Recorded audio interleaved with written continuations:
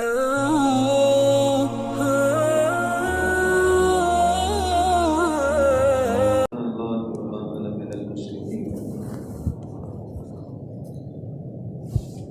تعالى: يا أيها الرسول بلغ ما أنزل إليك فإن لم تفعل فما بلغت رسالته والله يعصمك من الناس. وقال النبي صلى الله عليه وسلم: إن الله بعثني كافة للناس رحمة فأدوا عني. وقال: بلغوا عني ولو آية. وقال: انما بعثت معلما. صدق اللہ العظیم وصدق رسولہ النبی الکریم. اس میں عزیز دوستوں اور بزرگوں، یہ شب جمعہ کی مجلس، یہ محفل، یہ ایمان کی محفل اور مجلس ہے. ایسی جگہوں پر ایمان بنتا ہے جیسے ٹیکسٹائل مل کے اندر کپڑا بنتا ہے اور گاڑیوں کے کارخانے میں گاڑیاں بنتی ہیں. ان مساجد، مراکز کے اندر، خانقاہوں میں، مدارس میں انسان بنتے ہیں، ایمان بنتا ہے. تو آنے کی غرض اور آنے کا مقصد ہر مسلمان کا یہاں پر یہ ہو کہ میں اپنے آپ کو بنانے کے لیے جا رہا ہوں. میں بنا ہوا نہیں ہوں، میں بننا چاہتا ہوں. سب سے پہلے تو ہم اپنے اندر سے یہ بات نکال دیں، ہم میں سے ہر ایک، کہ میں بنا ہوا نہیں ہوں. میں بنا ہوا نہیں ہوں، میں بننے جا رہا ہوں، میں بننا چاہتا ہوں.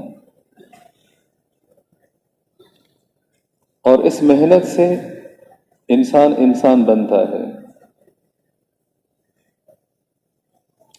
اور پھر انسان بننے کے بعد اس کی قیمت لگتی ہے اللہ کے ہاں. ہر بنی ہوئی اس کی قیمت ہوتی ہے، اور جو چیز بنی ہوئی نہیں ہوتی وہ بے قیمت ہوتی ہے، کم قیمت ہوتی ہے. سب سے بڑے درجے کے جو بنے ہوئے انسان تھے، سب سے اعلیٰ درجے کے، سب سے اوپر درجے کے، وہ حضرات انبیاء علیہم الصلوات و تسلیمات تھے، جن سے اللہ تعالیٰ براہ راست بات فرماتے تھے، ان سے گفتگو کرتے تھے. پھر ان انبیاء نے محنت فرمائی اور امت تیار کی. پھر انبیاء کے بعد نبیوں کے ماننے والے صحابہ، حواریین، وہ اس کائنات کے سب سے بہترین انسان تھے، بنے ہوئے تھے. پھر وقت کے ساتھ ساتھ کوالٹی، معیار کم ہوتا گیا اور ہم جیسے دنیا میں آ گئے. چھوٹی چھوٹی باتوں پہ لڑائی، معمولی باتوں پہ نفرتیں، گالی گلوچ، کسی کو حقیر سمجھ رہے ہیں، کسی کو مار پیٹ کر رہے ہیں، چھوٹی چھوٹی باتوں پہ. یہ وہ چیزیں ہیں جو انسان کو اللہ کی نگاہوں سے گرا دیتی ہیں.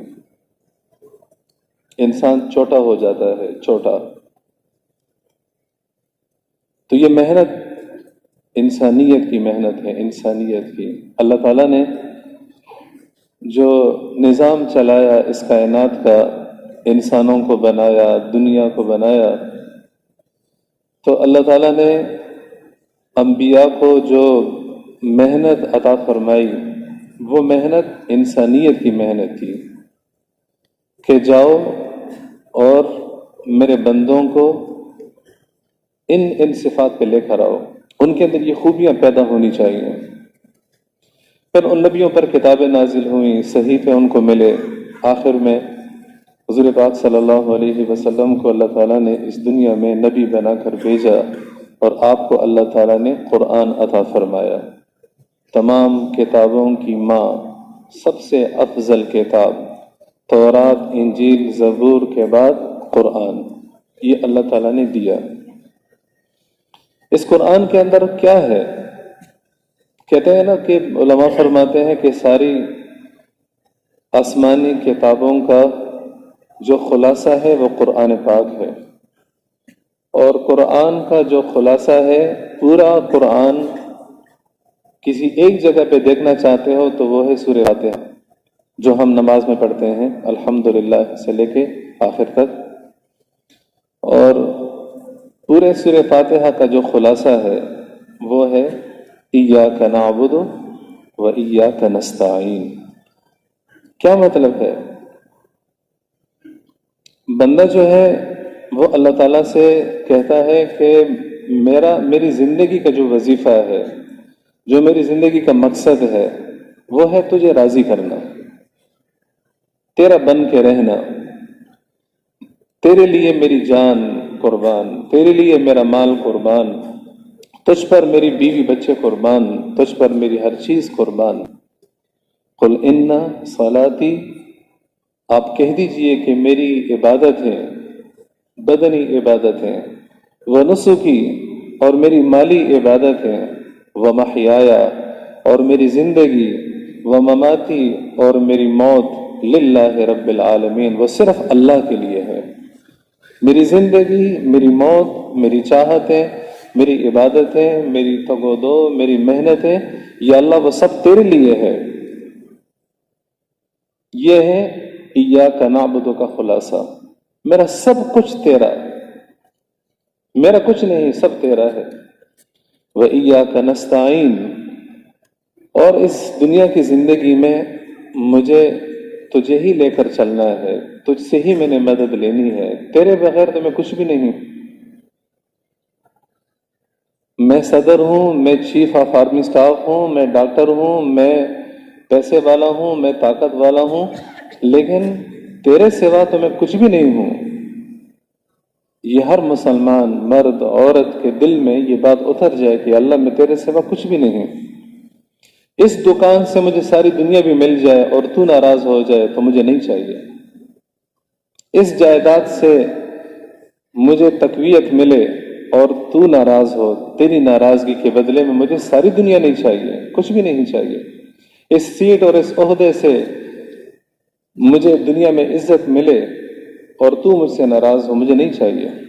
دفع کرو ایسی دنیا کو، ایسی دولت کو، ایسے اختیارات کو، ایسی زندگی کو، ایسی خوشیوں کو، ایسے پروگرام کو، ایسے تقریبات کو جس میں اللہ ناراض ہو، کہ مسلمان کی زندگی کا مقصد اللہ کو راضی کرنا ہے۔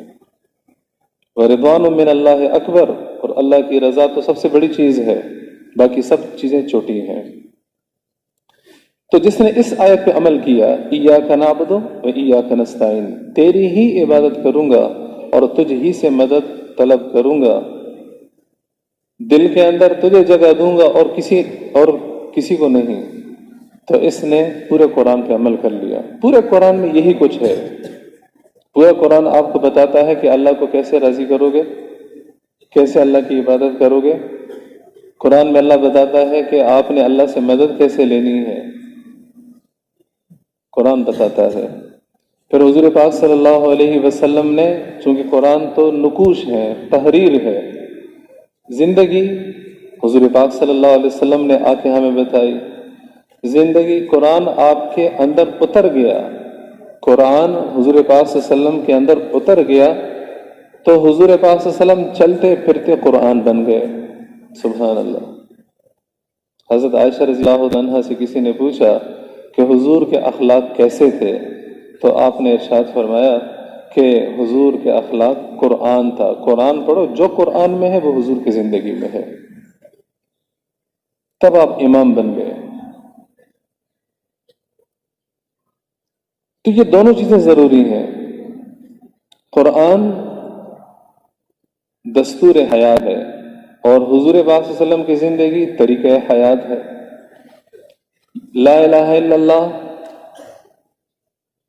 توحید، نظریہ اور سوچ، اور محمد الرسول اللہ زندگی کیسے گزارنی ہے۔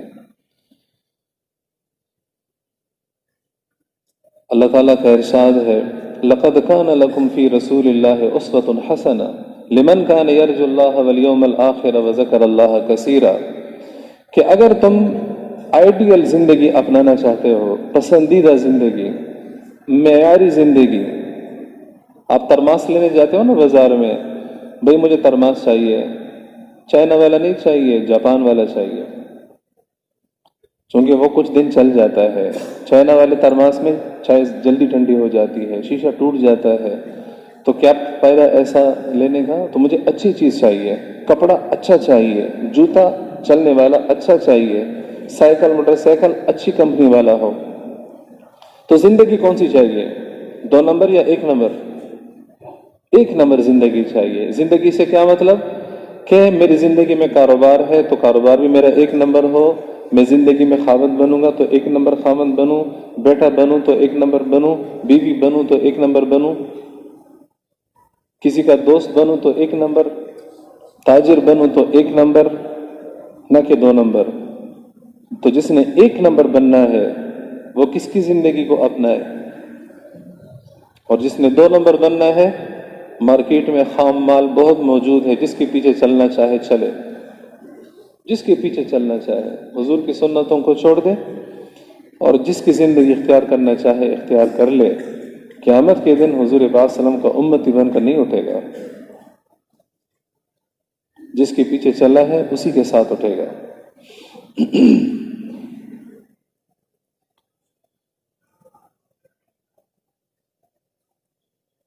تو یہ بننے کی جگہ ہے، مراکز بننے کی جگہ ہیں. اگر یہاں آ کر تبلیغ میں چاہے شب جمعہ ہو، مقامی گشت ہو، سروزہ ہو، چلہ ہو، کم و بیش اوقات ہو، اگر ہدف سامنے ہو، ٹارگٹ سامنے ہو کہ میں نے انسان بننا ہے اور انسانوں کے امام تھے حضرت محمد صلی اللہ علیہ وسلم، تو پھر ہم اس ہدف اور ٹارگٹ تک آسانی سے پہنچ جائیں گے. اور اگر پتہ ہی نہ ہو کہ ہم نے جانا کہاں ہے، چلنا کیسے ہے، تو ساری زندگی بھی لگا لیں، نہیں بنیں گے. حضور پاک صلی اللہ علیہ وسلم کی صحبت میں ابو بکر صدیق رضی اللہ تعالیٰ عنہ بیٹھتے تھے، کیا بنے؟ عمر فاروق رضی اللہ تعالیٰ عنہ کیا بنے؟ حضور نے ارشاد فرمایا کہ میں نے سب کے احسان کا بدلہ چکا دیا، لیکن صدیق اکبر کا بدلہ اللہ ہی دے گا. اور حضرت عمر سے ارشاد فرمایا اگر میرے بعد کوئی نبی ہوتا تو عمر ہوتا. ایسے لوگ بن گئے. اور اسی صحبت میں عبداللہ بن ابی بن سلول بھی بیٹھتا تھا. اس نے نیت نہیں کی تھی کہ میں نے بننا ہے، وہ پہلے دن بھی بگڑا ہوا تھا اور آخری دن بھی بگڑا ہوا تھا.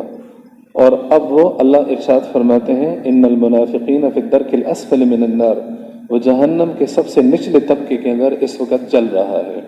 جہنم کے اندر ایک جنت کا سردار بن گیا اور دوسرا جہنم کے تہ میں پہنچ گیا، چونکہ اس نے نیت نہیں کی تھی.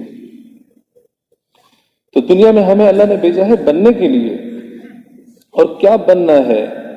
سب سے پہلی اپنی سوچ بنانی ہے، اپنے ذہن کو بنانا ہے. دیکھو اللہ تعالیٰ نے سر تو سب کو دیا ہے، بھینس کو بھی، گائے کو بھی، بکری کو بھی، ہر مخلوق کو اللہ نے سر دیا ہے، ٹھیک ہے نا.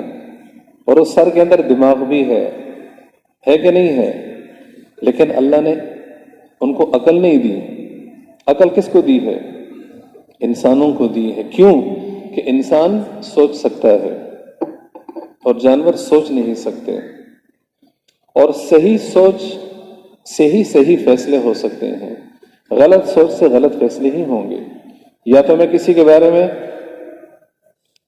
مثبت سوچ رکھتا ہوں، اس کے بارے میں مجھے غصہ نہیں، نفرت نہیں، اس سے مجھے کینہ نہیں، بغض نہیں، تو میں اس کے بارے میں صحیح فیصلہ کروں گا.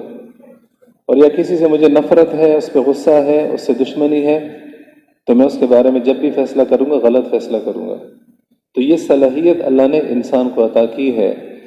اگر انسان کے جسم کو اللہ نے احکام دیے ہیں، نماز انسان جسم سے پڑھتا ہے، روزہ انسان جسم سے رکھتا ہے، تلاوت انسان جسم سے کرتا ہے زبان سے، ذکر انسان زبان سے کرتا ہے، خیرات صدقات زکوٰۃ انسان جسم سے دیتا ہے، ہاتھ سے دیتا ہے. یہ احکام ہیں. اسی طرح کے احکام انسان کی سوچ کے ساتھ بھی ہیں. جتنا دین اللہ نے جسم اور وجود کو دیا ہے اتنا ہی دین اللہ تعالیٰ نے انسان کے دل اور دماغ کو بھی دیا ہے. دماغ اور دل کو اللہ نے آزاد نہیں چھوڑا. سب سے پہلے کیا ہے؟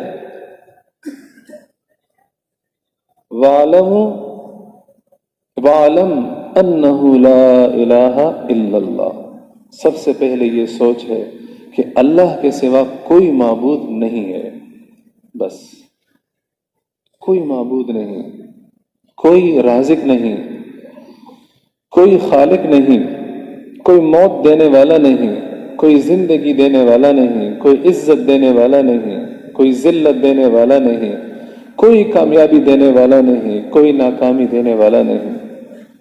ساری دنیا کے انسان جمع ہو کر، ساری دنیا کے انسان، اور صرف سب کی چاہت ہو مجھے کامیاب کرنے کی، مجھ اکیلے کو 7 ارب انسان مجھے کامیاب کرنا چاہیں اور اللہ نہ چاہے تو میں کامیاب ہو سکتا ہوں؟ ساری دنیا کے انسان مجھے ناکام کرنا چاہیں، مجھے تکلیف پہنچانا چاہیں اور اللہ نہ چاہے تو مجھے کوئی ناکام کر سکتا ہے؟ نہیں کر سکتا۔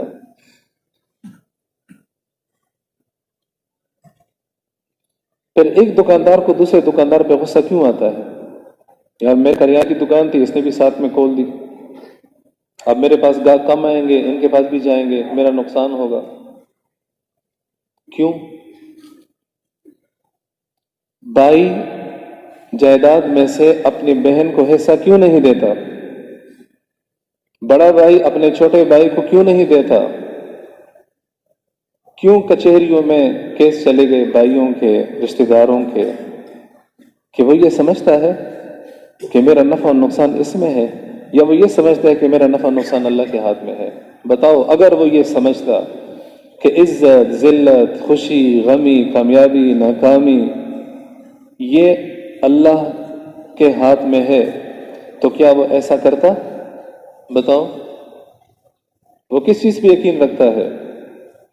مادے پر، چیزوں پر، دنیا پر، پیسے پر، کاروبار پر۔ دوسرا سوال، اگر واقعی اللہ ہی کے ہاتھ میں عزت اور کامیابی ہے اور یقیناً ہے تو پھر نماز کے وقت میں دکان کیوں نہیں بند کرتے؟ فجر کی نماز کے لیے مسجد میں کیوں نہیں جاتے؟ مؤذن کہتا ہے حی الصلاۃ خیر من النوم، نماز سونے سے بہتر ہے، کیوں نہیں جاتے؟ حی علی الصلاۃ، آؤ نماز کی طرف، حی علی الفلاح، آؤ کامیابی کی طرف، کیوں نہیں جاتے؟ اس کا مطلب یہ ہے کہ ہماری سوچ کے اندر یہ ہے کہ اگر میں اللہ کے حکم کی وجہ سے کاروبار میں کمی کروں گا تو میرا نقصان ہو جائے گا، اور اگر میں اللہ کے حکم کو پورا نہیں کروں گا اور دنیا کو، کاروبار کو، روزگار کو وقت دوں گا تو یہ میرا نقصان نہیں ہوگا۔ اس لیے لوگوں نے دین کو چھوڑ دیا۔ میں صحیح کہہ رہا ہوں یا غلط کہہ رہا ہوں؟ یہ بیماری ہے یا صحت ہے؟ یہ بیماری ہے نا، اس بیماری کو کیسے نکالیں گے؟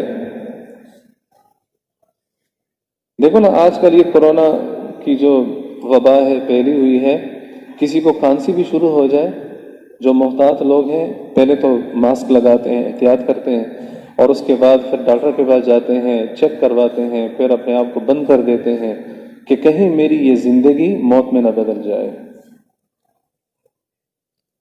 تو جسمانی تکلیف پر تو ہم ڈاکٹر کے پاس جاتے ہیں، کبھی کسی سے یہ بھی پوچھا ہے کہ میرے اندر یہ بیماری ہے کہ میرے دل میں اللہ کی چاہت نہیں ہے، میں نماز کے لیے نہیں اٹھ سکتا، نماز کے لیے اٹھتا ہوں تو نماز کا شوق دل میں نہیں محسوس کرتا، قرآن پاک کی تلاوت کا جذبہ نہیں ہے، تنہائیوں میں اللہ کے حضور میں بیٹھ کے رونا دھونا، دعائیں مانگنے کا جذبہ ٹھنڈا پڑا ہوا ہے۔ ڈاکٹر صاحب کوئی دوائی تجویز فرما دیجیے، کیا کروں؟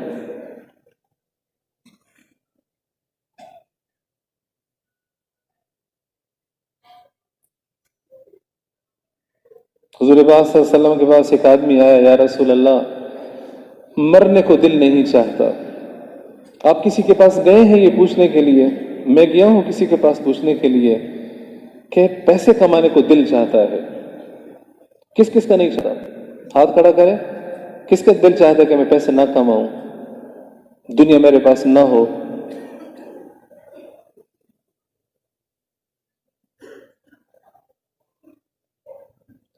یا رسول اللہ مرنے کو دل نہیں چاہتا، یہ تو میری بیماری ہے، کیسے دور ہوگی؟ حضور پاک صلی اللہ علیہ وسلم نے ارشاد فرمایا تیرے پاس کیا ہے؟ فرمایا میرے پاس ایک دن کا راشن ہے۔ فرمایا اس کو صدقہ کر دو، آگے بھیج دو۔ جب اس نے صدقہ کیا تو کہنے یا رسول اللہ اب مرنے کو دل چاہتا ہے۔ فرمایا کہ آخرت میں کچھ جمع ہوگا تو دل چاہے گا نا وہاں جانے کو۔ جب آخرت پر محنت ہی نہیں کی تو مرنے کو دل کیسے چاہے گا؟ جب اللہ اور اس کے رسول کے تذکرے، آخرت کے تذکرے، جنت کے تذکرے، جہنم کے تذکرے ہماری مجلسوں سے ختم ہو گئے تو موت ہمارے نظر میں سب سے عمدہ تحفہ کیسے ہوگا؟ اب تو ہم سب کا دل چاہتا ہے دنیا آباد کرنے کا۔ تو اللہ تعالیٰ کے بارے میں اپنے دل میں یہ بات اتارنا کہ اللہ ہی کے قبضے میں سب کچھ ہے۔ ایک حدیث میں آتا ہے، اللہ تعالیٰ کا ارشاد ہے یا ابن آدم لا تخافن من ذی سلطان ما دام سلطانی باقیہ، کسی عہدے والے سے گھبرانا نہیں ہے، کسی کا روب دل میں نہیں بٹھانا جب تک میری سلطنت باقی ہے۔ وسلطانی لا ينفد ابدا، اور میری حکومت اور میری بادشاہت کو کوئی زوال نہیں۔ یا ابن آدم لا تخافن من ضیق الرزق، اے ابن آدم رزق کی تنگی کا خوف اپنے دل سے نکال دو۔ کماؤں گا نہیں تو کھاؤں گا کہاں سے؟ ایک سے روزے کے لیے دکان بند کر دوں گا، چلے کے لیے بند کروں گا تو پھر میرا گھر کیسے چلے گا؟ جھوٹ اور سود سے اور غلط بیانی سے زیادہ پیسہ نہیں آئے گا تو میری زیادہ خواہشات کیسی پوری ہوں گی؟ زیادہ ضرورتیں بھی اللہ پوری کرے گا، زیادہ خواہشات بھی اللہ ہی پوری کرے گا۔ تیری گھر کی چاہت، تیری گاڑی کی چاہت، تیری شادی کی چاہت، تیرے نام کی چاہت اللہ ہی پوری کرے گا۔ ضرورتیں بھی اللہ پوری کرے گا، چاہتیں بھی اللہ پوری کرے گا۔ جب تک میرے خزانوں میں ہے تمہیں کسی سے مانگنے کی ضرورت نہیں ہے، اور میرے خزانے کبھی بھی ختم ہونے والے نہیں ہیں۔ اللہ کا ارشاد ہے وَخَزَائِنِ لَا يَنْفَدُ أَبَدًا لَا تَنْفَدُ أَبَدًا۔ پھر ارشاد فرماتے ہیں إِن رَضِيتَ بِمَا قَسَمْتُهُ لَكَ، اگر تم میری تقسیم پہ راضی ہو گئے، کسی کو اللہ نے زیادہ دیا، کسی کو توڑا دیا، زیادہ والے بھی اللہ سے راضی، توڑے والے بھی اللہ سے راضی، تو فرمایا ارحت قلبک وبدنک، میں تیرے دل کو بھی سکون پہنچاؤں گا، تیرے بدن کو بھی۔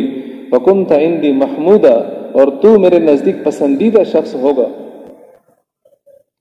وَإِن لَّمْ تَرْضَىٰ بِمَا قَسَمْتُهُ لَكَ، اور اگر میری تقسیم پہ تم راضی نہ ہوئے، فَوَعِزَّتِي وَجَلَالِي، تو میرے عزت اور میرے جلال کی قسم، أُسَلِّطَنَّ عَلَيْكَ الدُّنْيَا، میں دنیا تجھ پہ مسلط کر دوں گا۔ تَرْكُضُ فِيهَا رَكْضَ الْوُحُوشِ الْبَرِّيَّةِ، جس طرح جانور اپنے شکار کی طرف سارا دن بھاگتے ہیں، دوڑتے ہیں، تو بھی اسی طرح جانوروں کی طرح دنیا میں کپتا رہے گا، تکتا رہے گا۔ وَلَا يَكُونُ لَكَ إِلَّا مَا قَسَمْتُهُ لَكَ، پھر بھی تیرے لیے اتنا ہی ہوگا جو میں نے تقسیم کیا ہے، زیادہ پھر بھی نہیں ہوگا۔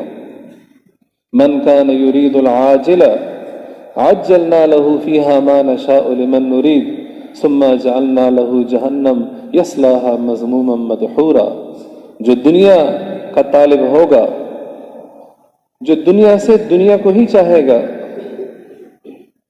تو ہم اس دنیا میں سے تھوڑا سا دے دیں گے، جس کو چاہیں گے دے دیں گے، لیکن اس کے لیے ہمیشہ کی جہنم ہوگی۔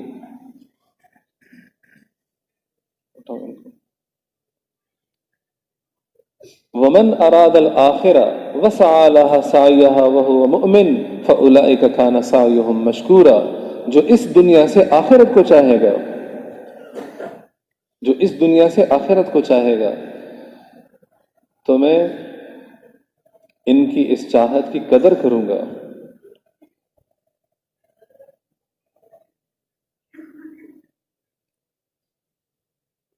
برکت بھی دوں گا۔ دنیا سے آخرت کے چاہنے کا مطلب کیا ہے؟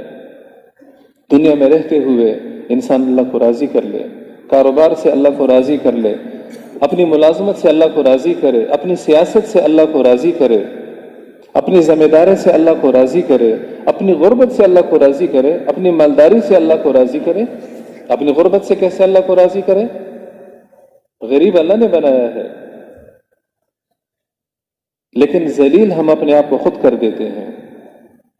حدیث میں آتا ہے من نزلت به فاقہ، جس پر فقر و فاقہ آیا، فانزلها باللہ، پھر اس نے اللہ کو کہا میں غریب ہو گیا ہوں، مجھے بیماری لاحق ہو گئی ہے، مجھے قرضوں نے گھیرا ہوا ہے، میری آمدنی توڑی، خرچہ زیادہ ہے، بس نمازوں میں بھی اللہ سے کہہ رہا ہے، دعاؤں میں بھی اللہ سے کہہ رہا ہے، اور کسی کو نہیں کہہ رہا۔ حضور پاک صلی اللہ علیہ وسلم کا ارشاد ہے اللہ اس کے لیے 1 سال روزی کا انتظام کر دیں گے۔ ومن انزلها بالناس لم تصدق فاقته، اور جس نے لوگوں سے کہنا شروع کیا غریب ہو گیا ہوں، نقصان ہو گیا ہے، کمائی توڑی ہے، خرچہ زیادہ ہے، بجلی کا بل زیادہ آ گیا، بچوں کی فیس زیادہ ہے، مکان کا کرایہ نہیں بن پڑ رہا، بچی کی شادی کرنی ہے، بیٹے کی شادی کرنی ہے، ایڈمیشن کرنا ہے، پیسے نہیں ہیں، 100 لوگوں کے سامنے بیان کیے تو کیا ملا؟ اور اللہ کے رسول کا ارشاد ہے اس کا فقر، اس کی تنگی کبھی بھی ختم نہیں ہوگی، ہمیشہ فقیر ہی رہے گا۔ تو دنیا میں سے اللہ کو راضی کر لو، یہ یقین اپنے دل اور دماغ میں اتارنا ہے، اور اس یقین کی محنت ہے تبلیغ۔ کہیں گے، سنیں گے، بار بار کہیں گے، بار بار سنیں گے، پھر دعائیں مانگیں گے اللہ سے، صحابہ جیسے یقین نصیب فرما، اپنے نبی جیسے یقین نصیب فرما، اولین جیسے یقین نصیب فرما۔ محنت بھی کر رہے ہیں، مانگ بھی رہے ہیں، تمنا بھی کر رہے ہیں، اللہ کیوں نہیں دے گا؟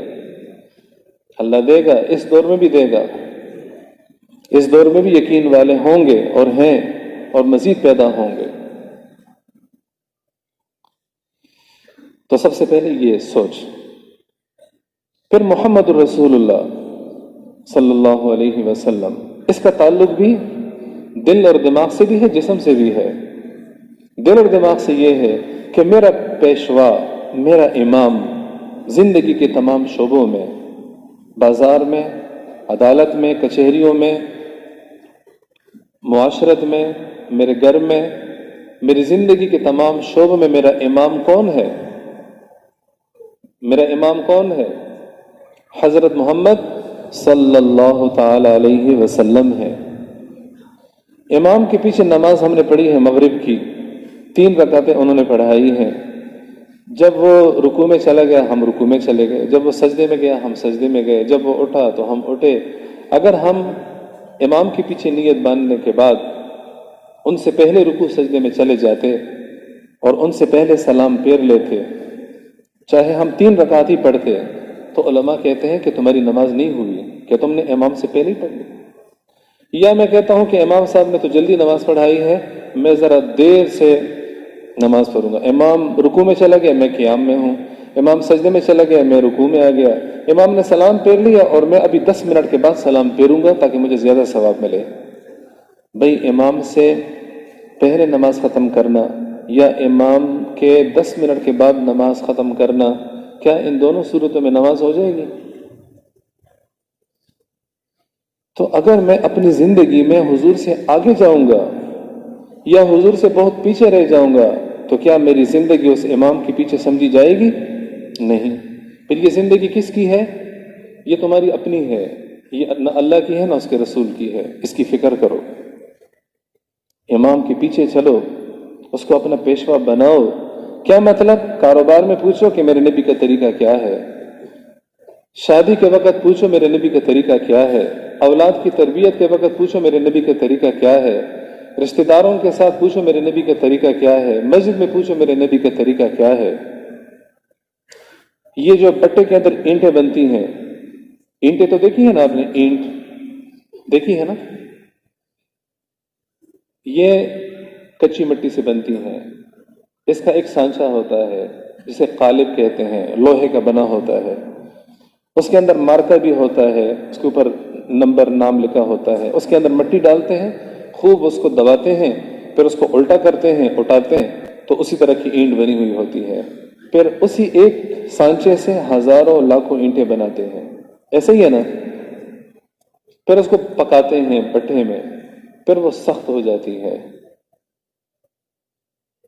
اگر کسی اینٹ کو ویسے ہاتھوں سے بنایا جائے، ایسے کیا جائے، پھر یوں کیا جائے، پھر ایسے کیا جائے، انگلی سے اس کے اندر ہنسے لگایا جائے، بٹے میں پکایا جائے، اور اس طرح کے 1000-2000 اینٹیں تیار کی جائیں، تو کوئی خریدے گا؟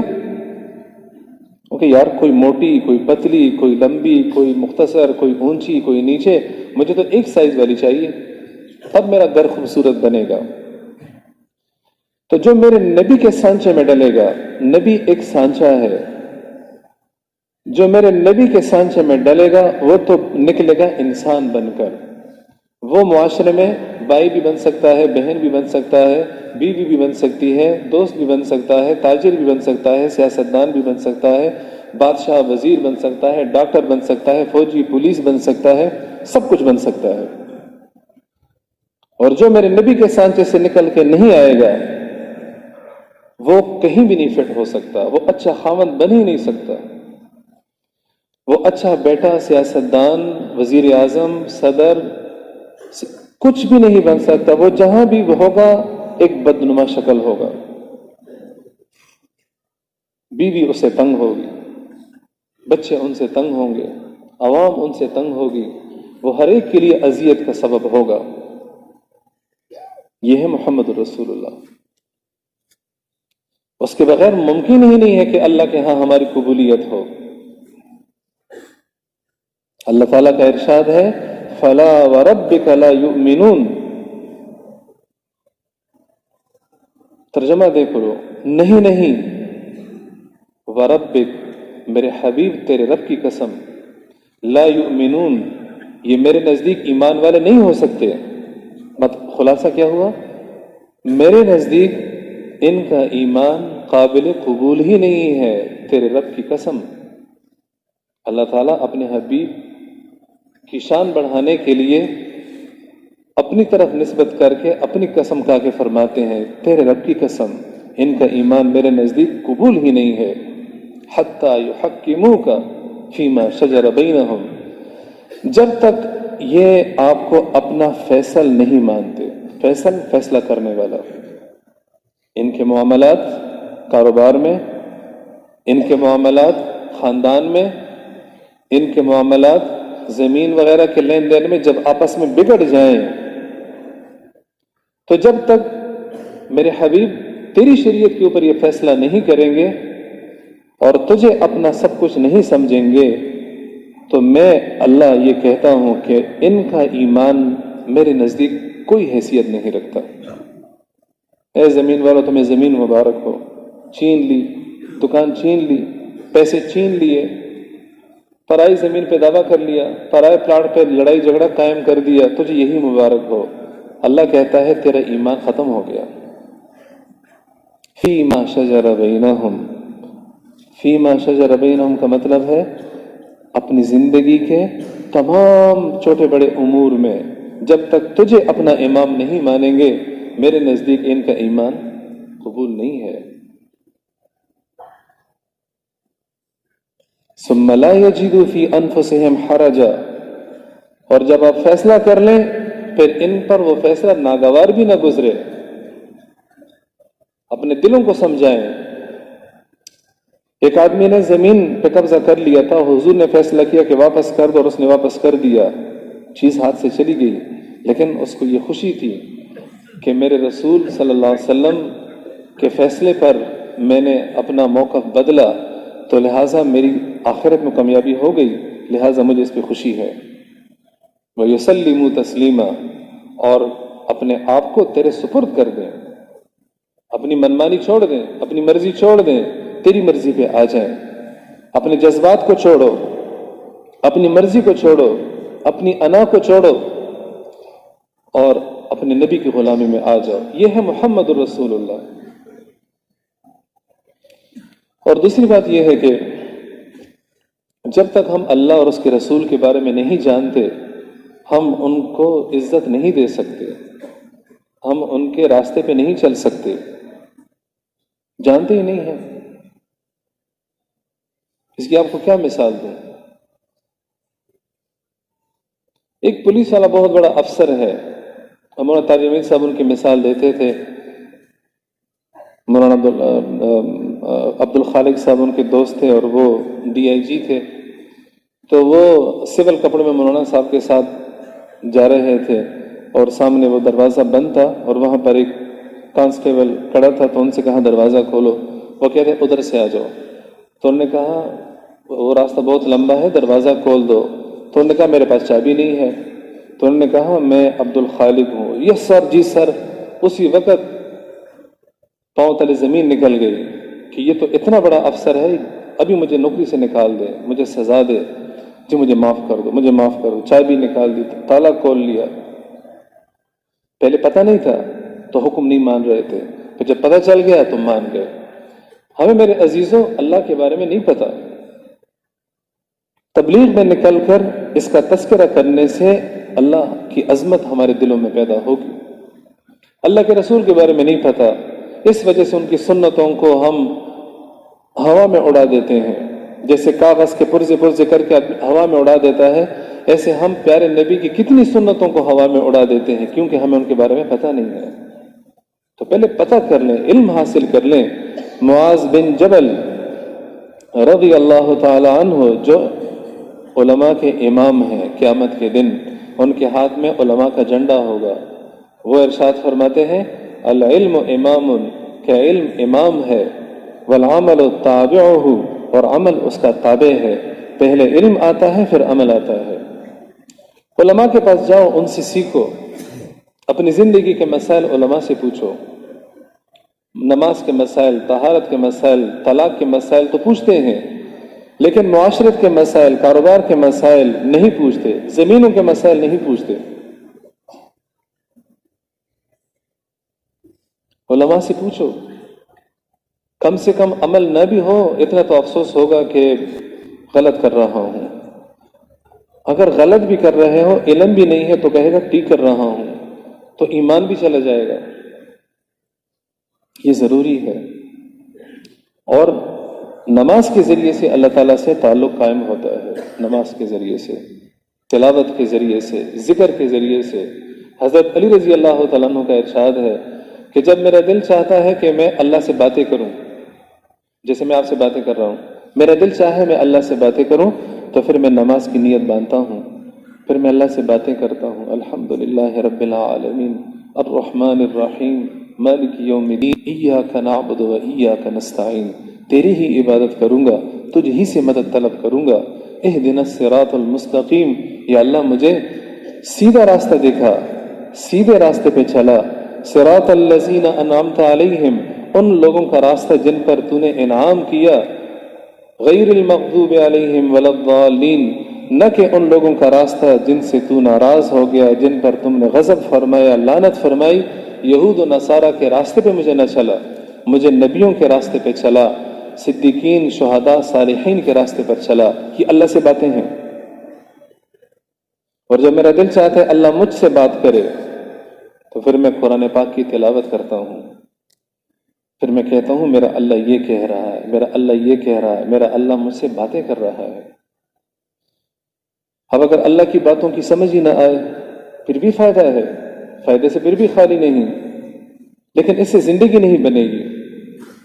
مطلب سمجھتے ہوئے قرآن پاک کی تلاوت کرنے سے زندگی بنے گی، مطلب کہ بغیر قرآن پاک پڑھنے سے ثواب ملے گا، اور یہ سوچتے ہوئے کہ میرا اللہ مجھ سے بات کر رہا ہے، دل کی نورانیت بڑھے گی۔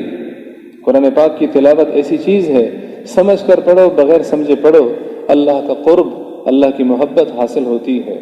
لیکن نہ سمجھ کر پڑھنے کی ایک مثال آپ کو دیتا ہوں۔ ایک خاتون نے اپنے بیٹے کو دبئی بھیجا، جو ان کے پاس زیورات تھے، چیزیں تھی، بیچ بوجھ کے بیٹے کو بھیجا کہ وہاں سے کمائے گا تو بھیجے گا۔ بیٹے نے پہلے مہینے خط لکھا، دوسرے تیسرے چوتھے مہینے خط لکھا۔ اس بڑھیا کو خط پڑھنا نہیں آتا تھا، اس خط کو وہ چومتی تھی اور سینے سے لگاتی تھی اور صندوق میں رکھ لیتی تھی۔ کچھ مہینوں کے بعد بیمار ہو گئی، اتنی زیادہ بیمار ہو گئی کہ ڈاکٹر نے جواب دے دیا مر گئی۔ لوگوں نے باتیں کرنی شروع کر دی، کتنا نافرمان بچہ ہے، اس ماں نے اس کے لیے کیا کیا اور اس نے ماں کے ساتھ کیا کیا، 2 پیسے بھی نہیں بھیجے ان کے علاج کے لیے، اتنا بھی خیال نہیں رکھا۔ بچہ بھی آ گیا، لوگوں نے ان کو ملامت کیا. اس نے کہا میں نے تو ہر مہینے پیسے بھیجے ہیں. تو انہوں نے کہا تو نے 1 ٹکا بھی نہیں بھیجا. انہوں نے کہا اچھا میں دیکھتا ہوں. صندوق کھولا تو خط نکالے, لوگوں سے کہا پڑھو. اس میں لکھا تھا امی جان میں خیریت سے ہوں, آپ کی دعاؤں کی ضرورت ہے وغیرہ وغیرہ. نیچے لکھا تھا میں نے اتنے 1000 روپے بھیجے ہیں فلاں بندے کے پاس, یہ ان کا ٹیلی فون نمبر ہے, ان سے لے لو, یا فلاں دکاندار کے پاس ہے, یا فلاں بینک میں ہے, لے لو. طریقہ بتا دیا. ماں کو پڑھنا نہیں آتا تھا, نہ ان پیسے سے فائدہ اٹھایا نہ اس خط کو سمجھا, اور بغیر فائدے کی دنیا سے چلی گئی. ہمارا قرآن پاک کی طاقت یہ مطلب ہے. اسی طرح ہم وظیفے پڑھتے ہیں. کوئی کہے نا کہ مجھے یہ مسئلہ ہے وہ مسئلہ, یہ وظیفہ پڑھ لو, یہ وظیفہ پڑھ لو, یہ وظیفہ پڑھ لو. وظیفے کی رٹ لگائے پھرتے ہیں, لیکن اس وظیفے کو دعا نہیں سمجھتے. ایک ہے دعا پڑھنا اور ایک ہے دعا مانگنا. پڑھنے اور مانگنے میں بہت فرق ہے. پڑھنا کیا ہے؟ لا الہ الا انت سبحانک انی کنت من الظالمین, لا الہ الا انت سبحانک انی کنت من الظالمین, لا الہ الا انت کنت من الظالمین, لا الہ الا انت کنت من الظالمین, لا الہ الا انت سبحانک انی کنت من الظالمین, لا الہ الا انت کنت من الظالمین. ایک سانس میں میں نے 10 دفعہ پڑھ لیا. اور مانگنا کیا ہے؟ لا الہ الا انت سبحانک انی کنت من الظالمین, تیرے سوا کوئی معبود نہیں, پاکیزہ ہے تیری ہستی, ہر عیب سے پاک ہے, میں ظالم ہوں, میرے اوپر رحم فرما. اس معنی کو دیکھتے ہوئے اللہ کے حضور میں اپنی کمی, اپنی نالائکی, اپنی کوتاہی کا اعتراف کرنا اور اس کی عظمتوں کا اعتراف کر کے فریاد کرنے کا نام دعا ہے. پڑھنے کا نام دعا نہیں ہے, مانگنے کا نام دعا ہے. اس لیے حضور پاک صلی اللہ علیہ وسلم کی جو دعائیں آپ کو ملیں گی نا, کوئی ہزاروں کی تعداد میں نہیں ملیں گی, بہت کم تعداد میں ملیں گی. میں آپ کو ایک دعا بتاتا ہوں.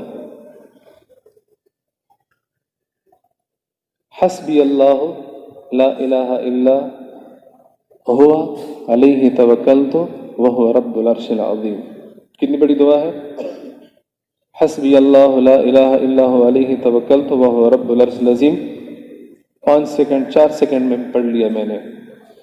حضور پاک صلی اللہ علیہ وسلم کا ارشاد ہے, جو اس دعا کو 7 دفعہ صبح پڑھے گا, 7 دفعہ شام کو پڑھے گا,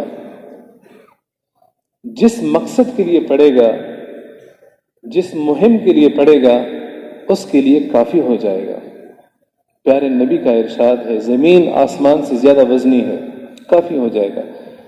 آگے عجیب بات ارشاد فرمائے, کفاہ اللہ ما اہمہ صادقا من قلبہ او کاذبا. فرمائے دل کے یقین سے پڑھے یا بغیر یقین کے پڑھے, جو بات اس کو پریشان کر رہی ہے, جو اندیشہ اس کو لائق ہے, وہ اندیشہ ختم ہو جائے گا اس دعا کی برکت سے. کہیں دعائیں آپ نے 3 دفعہ فرمائی, یہ پڑھو 3 دفعہ, یہ پڑھو 1 دفعہ, یہ پڑھو 7 دفعہ. بہت کم دعائیں ہیں جو آپ صلی اللہ علیہ وسلم نے 100 دفعہ ارشاد فرمائی, لیکن آپ نے زندگی بھر کے مسائل کا حل اس میں ارشاد فرما دیا. لا حول ولا قوت الا باللہ. حضور ارشاد فرماتے ہیں یہ عرش کے نیچے ایک خزانہ ہے, یہ مجھے وہاں سے یہ ورد ملا ہے. اور فرمایا کہ اس دعا میں 99 حاجتوں کا حل ہے, اور سب سے کم حاجت وہ فقر ہے. اس ورد کو کثرت سے پڑھنے سے آپ کی 100 حاجتیں پوری ہوں گی, جس میں سے سب سے چھوٹی جو حاجت آپ کی ہوگی وہ فقر ہے, جو اس وقت ہماری سب سے بڑی پریشانی ہے. اور امام مکحول فرماتے ہیں اس سب بلاؤں سے نجات ہے اس ورد میں,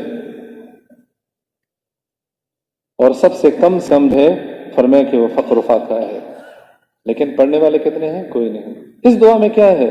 لا حول, میں گناہوں سے نہیں بچ سکتا, ولا قوت, میں کوئی نیکی کا کام نہیں کر سکتا, الا باللہ, تیرے مدد کے بغیر. یہ اس کا مطلب ہے. یا اللہ مطلب کہ میں تو کچھ بھی نہیں کر سکتا, تیری مدد ہوگی تو تبلیغ بھی ہوگی, دعا بھی ہوگی, رونا دھونا بھی ہوگا, گناہوں سے بچنا بھی ہوگا, تقوی بھی ہوگا. تیری مدد نہیں ہوگی تو کچھ بھی نہیں ہوگا. تیری مدد ہوگی تو کلمہ نصیب ہوگا, نہیں ہوگی تو کلمے کے بغیر دنیا سے جاؤں گا. یہ کیا ہے؟ بندگی کا اعتراف, اپنی بے کسی کا, اپنی اپنے سے کچھ نہ ہونے کا اعتراف، تب جا کے اللہ کی رحمت آتی ہے۔ جب بندہ کہتا ہے نا میری تو بس ہو گئی، اب تو میں کچھ نہیں کر سکتا، پھر اللہ تعالیٰ کی مدد کے دروازے کھلتے ہیں۔ جب بندہ کہتا ہے نہیں ابھی ہے، فلاں ڈاکٹر بھی ہے، فلاں حکیم بھی ہے، ابھی پیسے بھی بہت ہیں، جب سب طرف سے جواب مل جاتا ہے کہتے ہیں اب تو یا اللہ بس تو ہی کر سکتا ہے۔ اگر یہی بات پہلے کہہ دیتا تو اللہ پہلے ہی کر دیتا۔ اس لیے حضرت عبداللہ صاحب فرماتے تھے رحمۃ اللہ علیہ کہ تم ابھی بیان کے بعد جب ناشتے کے لیے جاؤ نا تو ناشتے کے لیے جانے سے پہلے 2 رکعت نفل پڑھ لو اور اللہ سے کہو یا اللہ مجھے بھوک لگی ہے، ناشتہ کھلا دے۔ اگرچہ تیرے جیب میں پیسے ہیں، پھر جا کے ناشتہ کر لو، ناشتے کے بعد اللہ کا شکریہ ادا کرو کہ اللہ تو نے مجھے کھلایا ہے، الحمدللہ الذی اطعمنا وسقانا۔ ایسے کرتے رہو گے تو تمہارے دل میں یہ بات آئے گی کہ مجھے تو اللہ ہی کھلاتا ہے، اللہ ہی پلاتا ہے۔ کہتے ایک نوجوان میرے پاس آیا، کہنے لگا کہ آپ کی بات پر میں نے یقین کر لیا، میں ایسے ہی کرتا رہا اور پھر اپنے ہی پیسوں سے ٹوکن خریدتا، ناشتہ کرتا۔ ایک دن ایسے ہی ہو کہ میرے پاس پیسے نہیں تھے تو میں ناشتہ کرنے نہیں جا رہا تھا، پھر مجھے آپ کی بات یاد آ گئی تو میں نے نفل پڑھ لیے اور نفل پڑھنے کے بعد کنٹین کی طرف گیا۔ میں نے کہا جتنا میں کر سکتا اتنا تو کر لوں نا، مانگنا تو کسی سے نہیں ہے۔ کنٹین میں داخل ہی ہوا تھا کہ ایک دوست نے مجھے پکڑ لیا، یار آج میں تجھے ناشتہ کرواؤں گا۔ مجھے یقین آ گیا کہ اللہ ہی کراتا ہے۔ کاروبار میں جاؤ، کوئی بھی مسئلہ ہو اللہ سے مانگ کے جاؤ، یہ میرے نبی نے ہمیں اعمال عطا فرمائے ہیں۔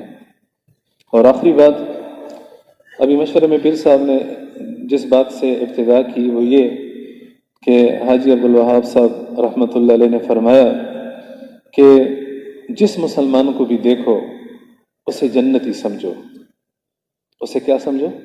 جنتی سمجھو، یعنی کہ مسلمان کو عزت دو۔ تو مجھے ایک حدیث یاد آ گئی، حضرت انس رضی اللہ تعالیٰ عنہ نے حضور پاک صلی اللہ علیہ وسلم کی 10 سال خدمت کی، 10 سال، اور وہ ارشاد فرماتے ہیں کہ میرے نبی نے مجھے کہا یا بنی اذا خرجت من بیتک، جب تم گھر سے نکلو، فلا یقان بصر على احد بصرك على احد من اهل القبلہ الا ظننت ان له الفضل عليك۔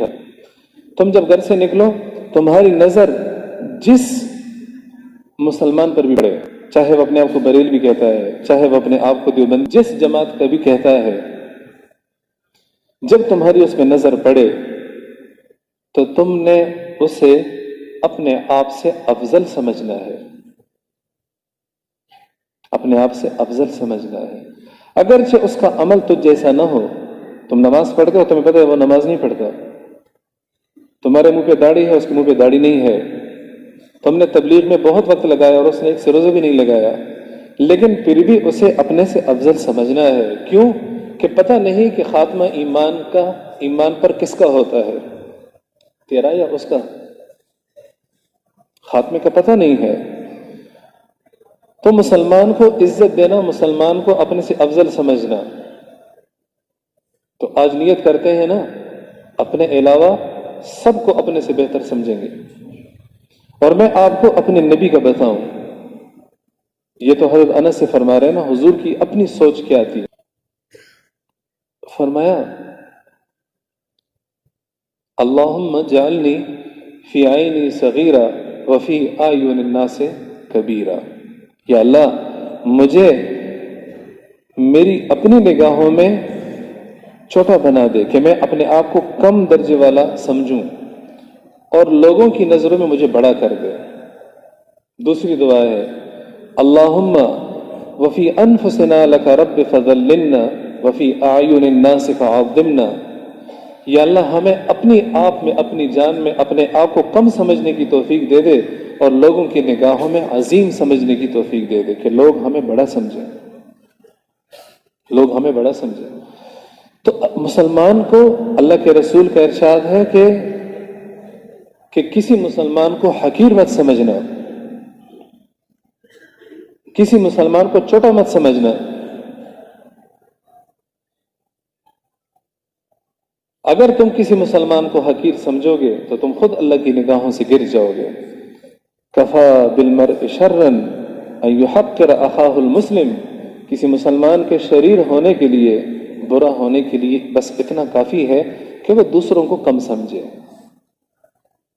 حتیٰ کہ ہاتھ کے اشاروں میں بھی میرے نبی نے تعلیم دی ہے، کسی کو ایسے اشارہ مت کرو، یہاں تک کہ آنکھ کے اشارے میں بھی آپ نے میرا فرمایا کہ آنکھ کے اشارے سے بھی یہ ثابت نہ ہو کہ تم کسی کو کم بتا رہے ہو۔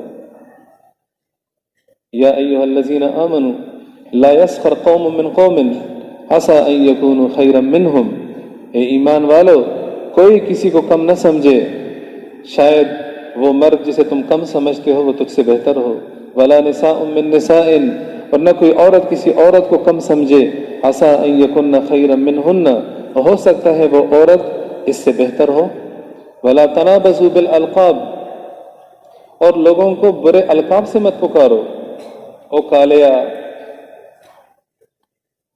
کسی کو کالے کے نام سے پکار لیا، کسی کو کوڈو کے نام سے پکار لیا، کسی کو چھوٹو کے نام سے پکار لیا، اور مقصود ان کو کم بتانا، کم سمجھانا مقصود تھا، تو اللہ تعالی نے اس منع فرمایا۔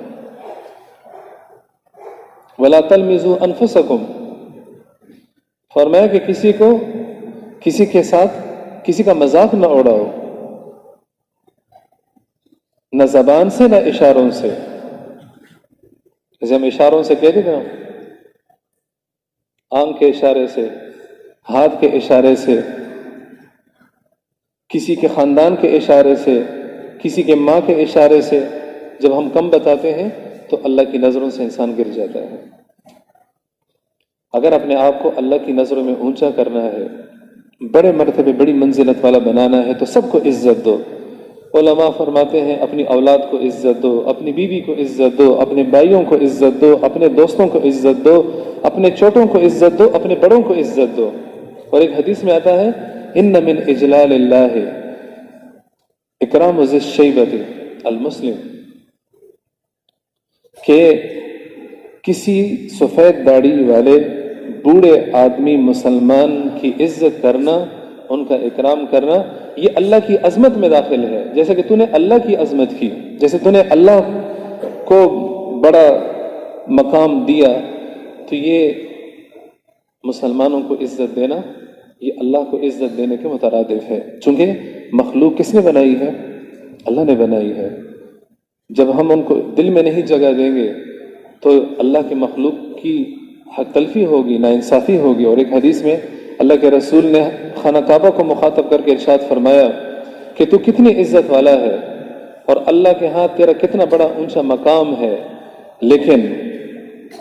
لیکن ایک مسلمان کی عزت تجھ سے کہیں زیادہ ہے۔ ہم جب عمرے حج پہ جاتے ہیں کوشش کرتے ہیں کہ خانہ کعبہ کو ایک دفعہ چھو لیں اور اس کے غلاف کو پکڑ کے چوم لیں، کوشش ہوتی کہ نہیں ہوتی؟ لیکن مسلمان کو دھکے دیتے ہیں، بھائی کو، بہن کو، رشتہ داروں کو عزت نہیں دیتے، تو گویا کہ ہمارے دل میں اللہ کی نسبت سے بیت اللہ کی عظمت تو ہے، لیکن اللہ کی نسبت سے اس کے بندوں کی عظمت نہیں ہے، تو ہم فیل ہو گئے۔ اکرام مسلم وہ شخص کر سکے گا جس کے دل میں مسلمان کی عزت ہوگی، وہ باپ کو بھی عزت دے گا، بہن کو، بھائی کو، رشتہ داروں کو، اجنبیوں کو، ہر ایک کو عزت دے گا۔ دیکھو نا اللہ کے رسول کو جا رہے تھے ہجرت کرنے مدینہ منورہ، راستے میں ڈاکوؤں سے ملاقات ہوئی۔ کن سے؟ چور ڈاکو۔ تو حضور پاک صلی اللہ علیہ وسلم جانتے تھے کہ ڈاکو ہیں، کم حیثیت کے لوگ ہیں، تو ان سے پوچھا تم کون ہو؟ کہنے لگے نحن مہانان، ہم گرے پڑے ذلیل لوگ ہیں۔ تو حضور نے کیا ارشاد فرمایا؟ حضور نے فرمایا تم عزت والے لوگ ہو، نہیں تم عزت والے ہو، چونکہ اللہ کا ارشاد ہے وَلَقَدْ كَرَّمْنَا بَنِي آدم، کہ میں نے ابن آدم کو عزت بخشی ہے۔ تم ہوتے کون ہو ان کو ذلیل کرنے والے؟ اس لیے مسلمان کو بے عزت کرنا حرام ہے، اس لیے غیبت حرام ہے، اس لیے غیبت حرام ہے، اشارے سے بھی غیبت کرنا حرام ہے، لفظوں سے بھی غیبت کرنا حرام ہے، اور غیبت کو اللہ کے رسول نے زنا سے بڑا جرم کیوں بتایا؟ اس کی وجہ یہ ہے کہ آپ جس کی غیبت سنو گے یا کرو گے، آپ کے دل میں اس کی محبت کبھی بھی نہیں پیدا ہو سکتی۔ جب آپ کے دل میں محبت نہیں ہے تو مصیبت میں آپ تعاون کیسے کرو گے، بیمار پرسی کیسے کرو گے، جنازے میں کیسے جاؤ گے، اس کے ساتھ جوڑ کیسے بٹھاؤ گے، امت کیسے بنے گی؟ اس زبان پہ قابو نہ رکھنے کی وجہ سے آج امت نہیں رہی۔ اور ایک دو حدیثیں آپ کو سناتا ہوں۔ اللہ کے رسول نے صحابہ سے پوچھا کہ مجھے یہ بتاؤ کہ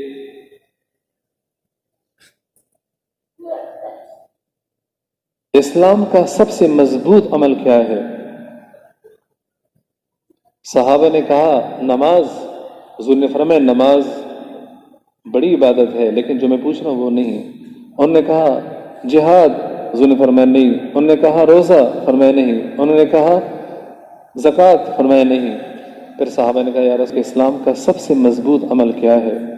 تو حضور پاک صلی اللہ علیہ وسلم نے ارشاد فرمایا الحب فی اللہ والبغض فی اللہ، اسلام کا سب سے مضبوط عمل اللہ کے لیے محبت کرنا ہے۔ تمہیں اچھا نہیں لگتا اس کی شکل، لیکن تم اس کی محبت اللہ کے لیے کرتے ہو، نفرت اللہ کے لیے کرتے ہو۔ اور حضرت معاذ بن جبل رضی اللہ تعالیٰ عنہ سے ارشاد فرمایا، انہوں نے فرمایا یا رسول اللہ مجھے اسلام کا خلاصہ بتا دیجئے۔ حضور پاک صلی اللہ علیہ وسلم نے فرمایا اسلام کا خلاصہ بتاؤں؟ انہوں نے کہا یا رسول اللہ بتا دیجئے۔ سارے اسلام کا خلاصہ، خلاصے کا مطلب یہ ہے کہ اگر یہ کر لو تو ایسا جیسے پورے اسلام پہ عمل کر لیا۔ حضور پاک صلی اللہ علیہ وسلم نے اپنی زبان اپنی انگلیوں میں پکڑ لی اور فرمایا کہ اس کو اپنے قابو میں رکھو۔ تو حضرت معاذ نے فرمایا کیا اس زبان کی وجہ سے ہماری پکڑ ہوگی؟ حضور نے فرمایا تیری ماں تجھے گم کر دے۔ اسی زبان کی وجہ سے لوگ اوندے منہ جہنم میں پھینک دیے جائیں گے باوجود نماز، روزہ، حج، زکوٰۃ کے۔ اور آخری بات حضور پاک صلی اللہ علیہ وسلم نے ارشاد فرمایا کہ صحابہ سے مجھے کسی کی کمیاں نہ بتایا کرو، لا یبلغنی احد عن احد من اصحابی، مجھے میرے ساتھیوں کی کمی نہ بتایا کرو۔ ارید ان اخرج الیکم وانا سلیم الصدر، میں چاہتا ہوں میرا دل سب سے صاف رہے۔ یہ ہمیں تعلیم دینے کے لیے تھا کہ اگر تم کمی سنو گے تو تمہارے دل میں کمی آئے گی۔ اللہ تعالی ہمیں عمل کرنے کی توفیق نصیب فرمائے۔ بھائی درخواست کا یہ سوال دیتا کہ وہ بھائی تبلیغ میں درخواست ہوتی ہے حکم